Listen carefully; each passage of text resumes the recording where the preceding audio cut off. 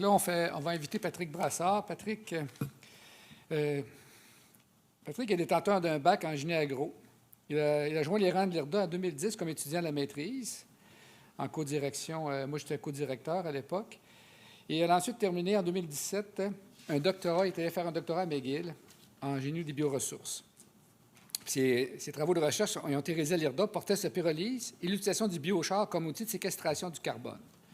Il a poursuivi en 2019 un stage de recherche postdoc à l'Institut national des sciences appliquées de Toulouse, ce qui a permis d'acquérir une expertise en lien avec l'analyse du cycle de vie. Patrick occupe un poste maintenant de chercheur en génie agro à l'IRDA, c'est un de mes collègues, depuis août 2022. Ses activités de recherche visent à développer des procédés et outils permettant une agriculture durable via le traitement des effluents agricoles et la conversion de ces produits en bioénergie, biohuile, biogaz et en bioproduits, comme par exemple le biochar, biopesticides, biomatériaux. Dans le cadre de son travail, Patrick a aussi développé une expertise en lien avec la mesure des émissions de polluants dans l'air et dans l'eau provenant de diverses pratiques agricoles, dont l'épandage des fumiers et le traitement des lisiers. Sa conférence va traiter des pratiques de gestion et de leur impact sur les émissions. Fait que j'invite Patrick à faire sa présentation. Merci, Patrick. Merci, Stéphane.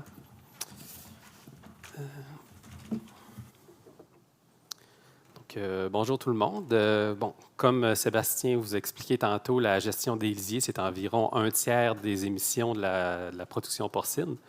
Donc, aujourd'hui, je vais vous parler des pratiques qui peuvent avoir un impact sur les émissions de GES causées par la gestion des lisiers.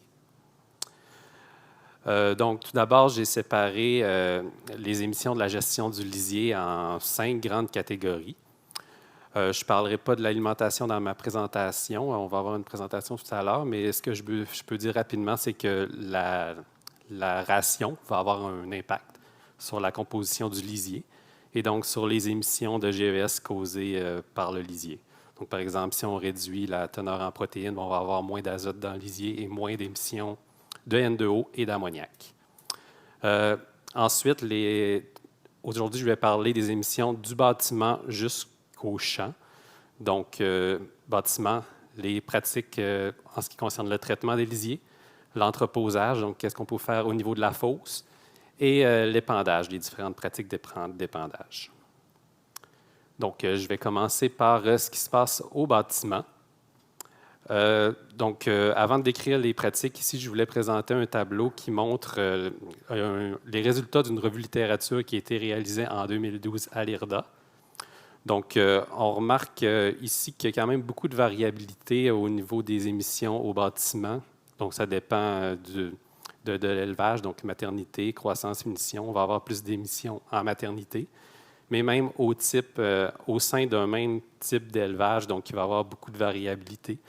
On remarque que, par exemple, pour la maternité, on a des valeurs qui se situent entre 2 et 13. Donc, c'est quand même assez variable. Et ça illustre bien l'impact des différentes pratiques que peuvent avoir sur les émissions.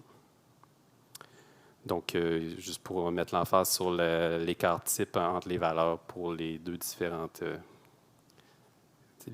élevages. Ensuite, au bâtiment, donc, il y a la litière. Donc, ce n'est pas vraiment une pratique qui est répandue ici, mais en Europe, on observe de plus en plus avec les normes de bien-être animal. Donc, la litière va pouvoir réduire les émissions d'ammoniac et de méthane au bâtiment. Et à l'entreposage aussi en gestion solide, donc on va réduire le méthane. Donc, étant donné que le méthane s'est produit principalement en conditions anaérobies, donc sans oxygène, puis la litière va apporter de l'oxygène au lisier, donc réduire le méthane. Cependant, on a des risques d'émettre plus de N2O. Et bon, évidemment, des avantages, les coûts, disponibilité, les questions pratiques. Les types de planchers, donc il y a également un projet qui a été réalisé par l'IRDA avec le CDPQ. Donc, on sait que les bâtiments porcins de nouvelle génération sont conçus avec des plus grandes superficies de plancher latté. Donc, on voulait voir c'est quoi l'impact sur les gaz à effet de serre. Donc, on a comparé les planchers lattés à plus de 2 tiers aux planchers lattés à moins d'1 tiers. Puis, ce qui est ressorti, c'est que les émissions d'odeur, donc c'est pas en lien avec les GES, mais quand même, sont réduites de 50 % au bâtiment. Et également l'ammoniac qui est réduit de près de 80 %. Donc, je parle beaucoup d'ammoniac aujourd'hui, même si ce n'est pas un gaz direct à effet de serre, mais c'est quand même un gaz indirect. Donc, une partie de l'ammoniac va se transformer en N2O dans l'atmosphère. Puis aussi, le fait d'émettre de l'ammoniac, ben, c'est une perte directe d'azote. Donc, on va avoir besoin d'importer plus d'azote pour compenser. Également, donc, il y a une tendance à réduire les émissions de méthane avec des planchers latés. Type de matériaux également, donc des projets qui ont comparé les émissions de différents matériaux. Donc, ce qu'on a remarqué, c'est que le béton émet plus d'ammoniac. Puis également, ça dépend du type de béton. Donc, le 30 MPa va émettre beaucoup plus. En ce qui concerne les odeurs également, donc il y a des différences. Cependant, c'est plutôt les plastisols contreplaqués, les plastiques qui vont émettre plus d'odeur que le béton. Une autre stratégie qui n'est pas très répandue, mais qu'on voit beaucoup aussi en Europe, c'est la séparation sous les lattes. Donc, à l'IRDA, on teste un système de gratte en V dans une salle expérimentale. Donc, le principe ici, c'est qu'on a un plancher en pente avec qui est ajouré au centre. Donc, l'urine va s'écouler au centre et il y a une gratte qui va passer et va récolter la partie solide. Donc, on va avoir une partie solide à près de 30 %, environ un tiers de matière sèche. Donc, les avantages de cette pratique-là au bâtiment, c'est qu'on va optimiser la gestion des fertilisants. Donc, près de 90 % du phosphore va se retrouver dans le solide. Également, on réduit les émissions au bâtiment, donc ammoniac, méthane, et également au niveau des émissions de méthane de l'entreposage. Donc, étant donné qu'on retire des solides du liquide, donc le liquide entreposé va émettre moins de méthane. Bon, cependant, il y a quand même un défi au niveau de la gestion de la phase solide. Donc, le solide qui va être plus en condition anaérobie et aérobie, donc va pouvoir émettre plus de N2O.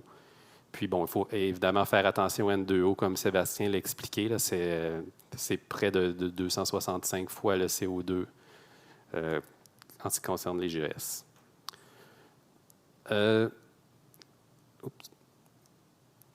Grattage vidange, donc une autre pratique au bâtiment. Donc, on a comparé la fréquence de grattage, donc plus de 3 fois par semaine à plus d'une fois par jour. Donc, on a remarqué que gratter quand même fréquemment 3 fois par semaine, ça réduit les émissions d'ammoniac et de méthane au bâtiment.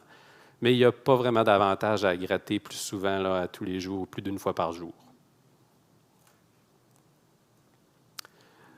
Maintenant, on passe du bâtiment à l'extérieur du bâtiment. Donc, je vais commencer par présenter des pratiques de traitement du lisier. Tout d'abord, la méthanisation, qu'on entend de plus en plus parler. Il y a quelques projets au Québec qui sont en développement, dont, par exemple, la coop Carbone à Warwick. La biométhanisation, donc, c'est quand même un procédé qui est pas si simple que ça. Il faut faire des recettes, donc on a besoin d'une recette précise. Donc, on peut mélanger le lisier avec d'autres types de résidus agricoles. Le processus, donc, on doit le contrôler de niveau température, pH, matière sèche, rapport carbone-azote. Également, il y a un brassage qui doit se faire. Et on doit gérer le digesta, donc à l'entreposage, à l'épandage. Et le biogaz, donc c'est ce qu'on veut produire, doit être valorisé soit par cogénération et utilisation thermique. Donc, le biogaz, bon, c'est à ce niveau-là qu'on va avoir un impact sur notre bilan carbone. On va réduire les émissions de GES grâce à la réduction des énergies fossiles. Cependant, il faut faire attention aux émissions de méthane qui peuvent s'échapper de notre système. Donc, ça peut augmenter les émissions de méthane. Et au niveau du digesta, donc le digesta comme fertilisant va avoir un pouvoir fertilisant différent du lisier brut. Donc, il va avoir moins de matière sèche, mais plus d'azote qui va être disponible pour la plante. Donc, à l'entreposage, on va réduire les émissions de méthane, mais il y a des risques qu'on augmente, encore une fois, les émissions d'N2O ammoniac. Et à l'épandage, bon, on va pouvoir réduire nos fertilisants de synthèse, réduire les émissions d'N2O, ammoniac et les odeurs et les pathogènes, parce que le traitement va hygiéniser notre lisier. Une autre pratique qui est en développement, c'est l'acidification des lisiers. Donc, les émissions de méthane vont être impactées par le pH du lisier. Donc, en ajoutant un additif qui réduit le pH, on va pouvoir réduire les émissions de méthane. Donc, une étude qui a été réalisée avec le lisier de vache a démontré qu'on réduit d'environ 70 à une dose de 1,4 volumique d'acide sulfurique. Et les impacts sur les émissions, donc jusqu'à 90 de réduction de méthane. On peut réduire aussi les émissions d'N2O selon les études et les émissions d'ammoniac à l'entreposage et au champ. Maintenant, le traitement aérobie, c'est un peu le contraire de la biométhanisation. Pour ce traitement-là, le lisier a besoin d'oxygène. Donc, en étant oxygéné, le lisier va se retrouver finalement en condition aérobie. Donc, les émissions de méthane vont être réduites. Également, le procédé réduit les odeurs. La température va augmenter, donc il va y avoir une certaine hygiénisation du lisier. Puis, ce qu'on remarque aussi, c'est que le lisier se décante plus facilement en 2 phases lorsqu'il est traité de cette façon-là. Et on va aussi réduire la teneur en azote du lisier dans certaines conditions. Sauf qu'encore une fois, il y a des défis au niveau de ce système de traitement-là. Donc, on doit minimiser les émissions d'N2O et d'ammoniac. Et il y a les coûts également. Donc, à l'IRDA, on a travaillé sur un procédé de traitement aérobie à l'échelle du prototype. Donc, on a ici, on a un réservoir d'activation et ici un bioréacteur. Donc, la première étape consistait à aérer fortement le lisier pour enclencher la réaction du traitement aérobie. Ensuite, le lisier passait une dizaine de jours dans un bioréacteur, qui est un tuyau horizontal. Donc, les avantages qu'on a remarqués dans notre projet, c'est que le lisier, comme on a vu dans la littérature, se séparait plus facilement en 2 phases, donc ce qui peut faciliter la fertilisation de précision. Puis, on a aussi mesuré une réduction d'émissions de méthane, ammoniac, E. coli, coliforme et odeur. Niveau à l'entreposage, donc si on ne traite pas le lisier, on peut seulement l'entreposer, mais il y a aussi des solutions qui permettent de réduire les émissions à l'entreposage. Donc, on sait que les émissions de méthane sont influencées par la température et par la superficie de la fosse. Donc, ça veut dire que la profondeur n'a pas tant d'impact, ça va être surtout la superficie. Puis, on va avoir beaucoup plus d'émissions l'été qu'au printemps ou à l'automne. Donc, les pratiques à adopter pour diminuer les émissions de la fosse. Tout d'abord, s'assurer d'une vidange complète au printemps et à l'automne, idéalement. Parce que, si on laisse une partie du lisier, c'est des bactéries qu'on laisse là, qu'on appelle l'inoculum. Puis en retirant cet inoculum-là, le prochain lisier, finalement, va émettre moins de méthane. Puis justement, on a remarqué dans la littérature que ça pourrait réduire jusqu'à 56 % les émissions de méthane. La couverture également, donc on peut mettre une toiture rigide qui n'aura pas nécessairement d'impact sur les émissions de la fosse, mais il va permettre de réduire le volume d'eau et donc les volumes à épandre.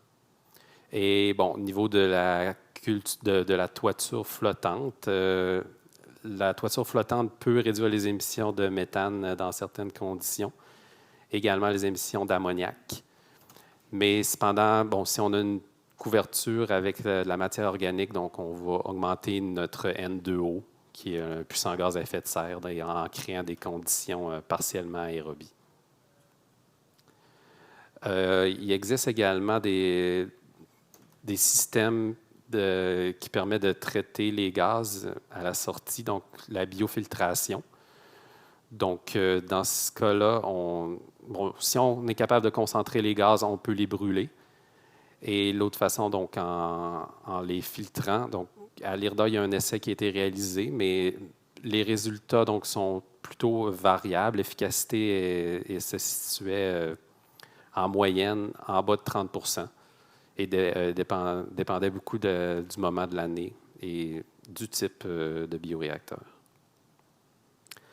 Finalement, au champ, donc il y a deux principaux types d'émissions. On parle d'émissions fugitives, qui sont les émissions qui sont provoquées par l'action d'épandre le lisier.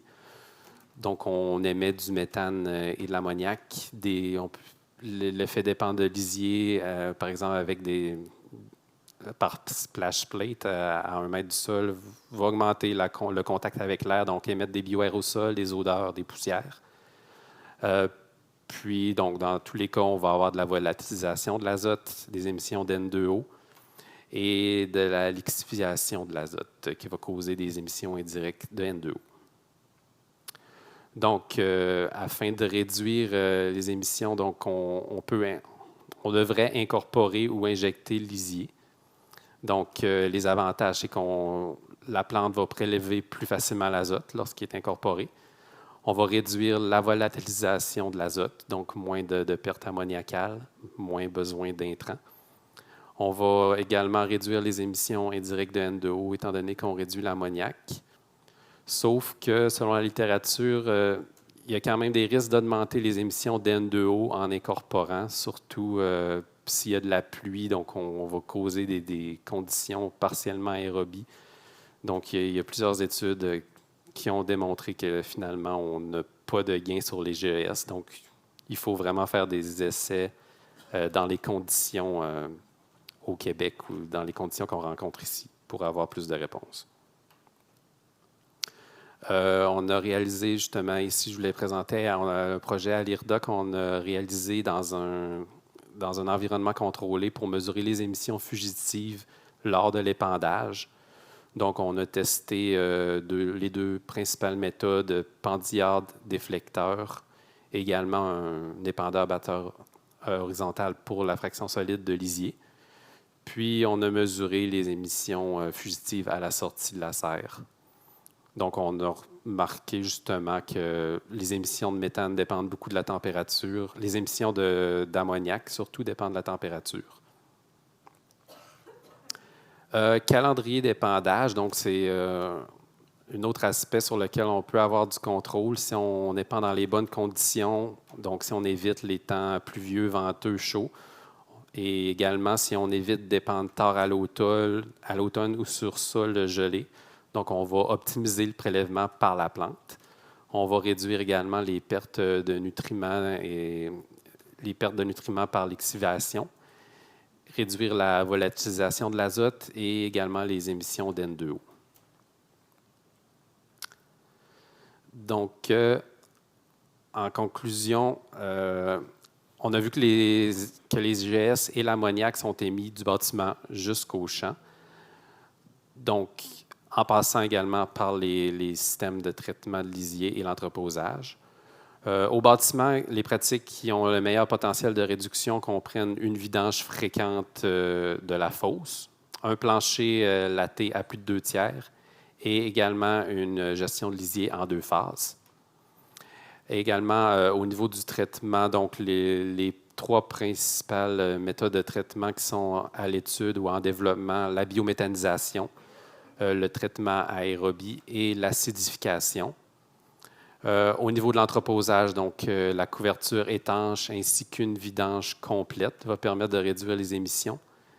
Et finalement, à l'épandage, donc l'incorporation au sol va réduire les pertes ammoniacales, mais il faut porter une attention au N2O. Et également, épandre au moment opportun va permettre de réduire les émissions.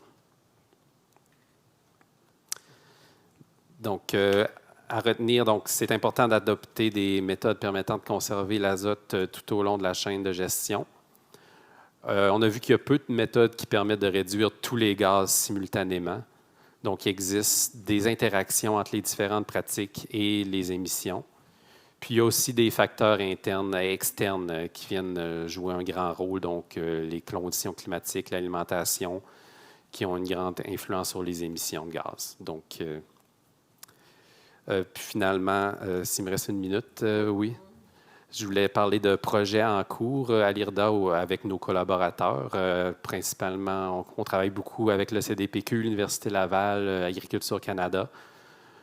Ici, on a un projet en cours dont l'objectif est d'évaluer différentes stratégies de gestion du lisier à la ferme, du bâtiment jusqu'à l'épandage, en intégrant différentes stratégies alimentaires et de contrôle d'ambiance. Donc, les travaux à l'échelle expérimentale au bâtiment, donc on a testé l'alimentation, la température, l'effet de la séparation par les grattants V. Également, on va tester le traitement aérobie de la fraction liquide et la digestion anaérobie de la fraction solide.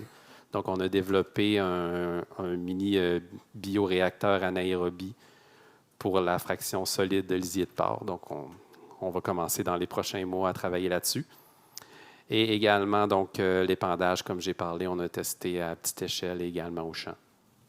Puis, on est en train également de valider à l'échelle commerciale les résultats qu'on a obtenus en laboratoire.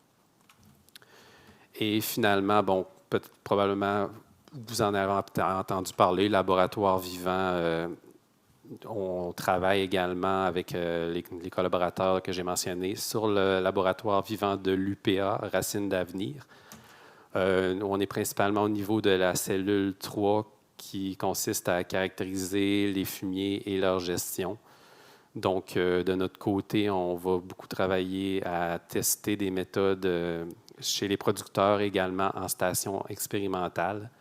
Donc, on veut tester l'acidification particulièrement et également l'effet de la vidange, la vidange complète. Donc, on va mesurer et caractériser les émissions. Quelques références et remerciements à nos partenaires financiers et tous nos collaborateurs. Merci.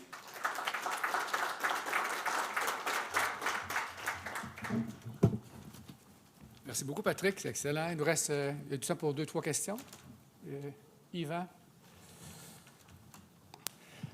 Oui, Patrick, quand tu parles de choses prometteuses qui sont celles qui disent vidange complète de la fosse, là, ça veut-tu dire quand il faudrait enlever le solide qui reste dans le fond de la fosse?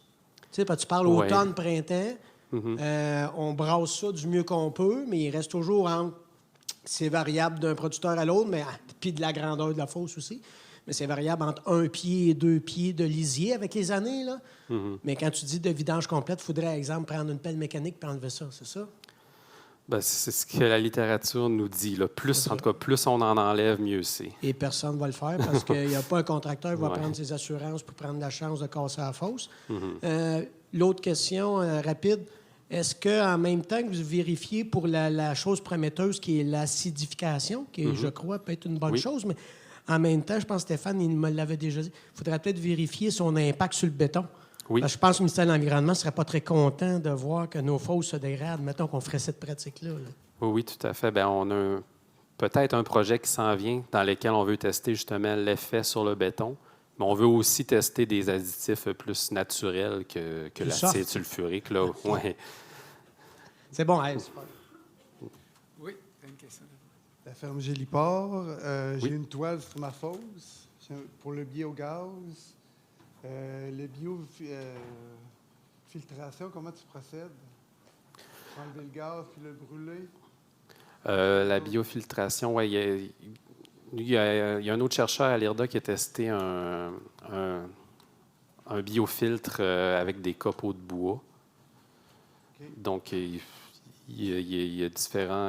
en existe différents sur le marché, là, mais ça n'a pas été beaucoup testé finalement. Les résultats à l'échelle expérimentale n'ont pas été si probants.